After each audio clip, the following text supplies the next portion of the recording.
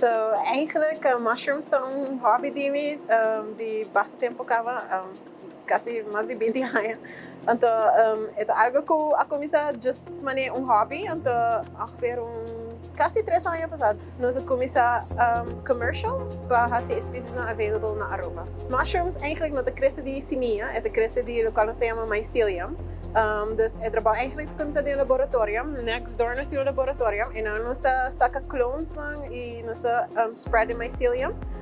De mycelium nós está inoculate riba grains. Ora nós inoculate riba grains é bij de incubation. Dus é para tempo full saco de bira mané branco.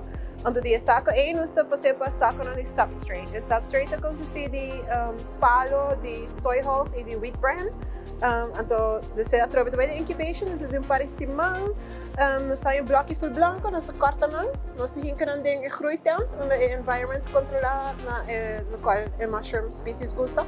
Então, de aí nós começa a crescer. Nós estabelecemos VBA e ela começava sobre me arribar com o qual me dizia na casa não tem no mercado de ARUBA, então tem gap para fill in.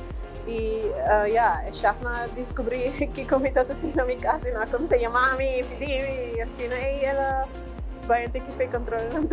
Nós andamos com 38 espécies depois. Agora nós começamos com fresh mushrooms só.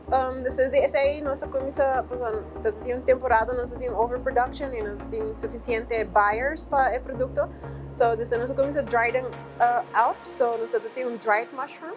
Então, de aí nós começamos a vender nos nossos hobby de mushrooms têm healing properties. So, vamos na Japão, se você tem câncer, e na Coreia também, se você tem câncer, hobby viajar na Japão para tincture de mushroom, de turkey ou fresh também, ora você tem chemotherapy. Of também voorbeeld na ARUBA, que nós temos problema hobby alto com Alzheimer. Em cada 2 pessoas tem ouderdoms Alzheimer. É número de hobby alto. Então, Lions Mane eu conheci para brincar contra isso.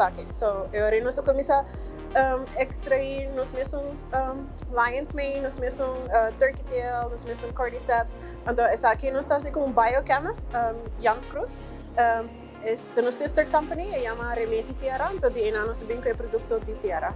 So, e tudo isso então guardo trabalhar de nos mushrooms local. A reason que nós hobby bom, então sobre nós temos prime fruit que nós está dry out. Dus nós também vamos order e puiro foi farm, hobby viaja, nós aqui que tem e puiro, hobby viaja não tem que substrate de palo, de fruta mix na.